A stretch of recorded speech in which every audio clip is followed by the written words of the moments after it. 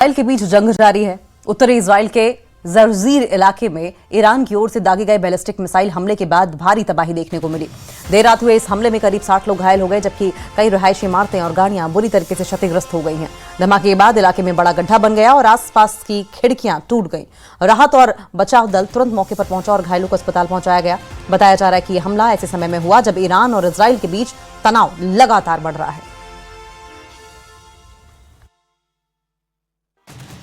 मैं इस वक्त नॉर्थ इसराइल के जर्जीरा इलाके में हूं, जहां पर ईरान के मिसाइल अटैक ने तबाही मचाई है। ये वो इलाका है जो लेबनान बॉर्डर के नजदीक है और ईरान की तरफ से लगातार मिसाइल अटैक्स का सिलसिला जारी है। हालांकि यूएस का दावा है कि ईरान की ताकत कम हुई है, लेकिन जिस तरीके से ईरान एक के बाद एक मिसाइल अटैक कर रहा है, उससे लग रहा है कि ईरान पूरी ताकत के साथ मुकाबला कर रहा है। दूसरी तरफ से हिजबुल्लाह भी लगातार इन्हीं इलाकों में अटैक कर रहा है, क्योंकि यह इलाका नॉर्थ इसराइल का इलाका है। यानी इसराइल को दो तरफ से मिसाइल आते हैं, रॉकेट्स आते हैं, एक तो हिजबुल्लाह की तरफ से और दूसरा ईरान की तरफ से। ये वो स्पॉट है जहां पे ईरान की तरफ से दागा गया मिसाइल गिर गया और यहाँ पे बहुत बड़ा गड्ढा हुआ है। अब इसको भी फिल करने की कोशिश की जाएगी, क्योंकि जब इसराइल में कहीं अटैक होता है तो फौरन यहाँ पे टीमें आ जाती हैं और एक तो उन बिल्डिंग्स को गिराया जाता है जो तबाह हो जाती हैं, और उसके साथ साथ उन गढ़ों को बहुत जल्द जो है वो भरा जाता है। और आप देख सकते हैं यहाँ पे इजरायली डिफेंस फोर्सेस और बाकी पुलिस और जितना भी यहाँ पे लोकल मेयर और एडमिनिस्ट्रेशन के लोग हैं वो यहाँ पे पहुँच चुके हैं, लेकिन इर्द गिर्द काफ़ी तबाही हुई है।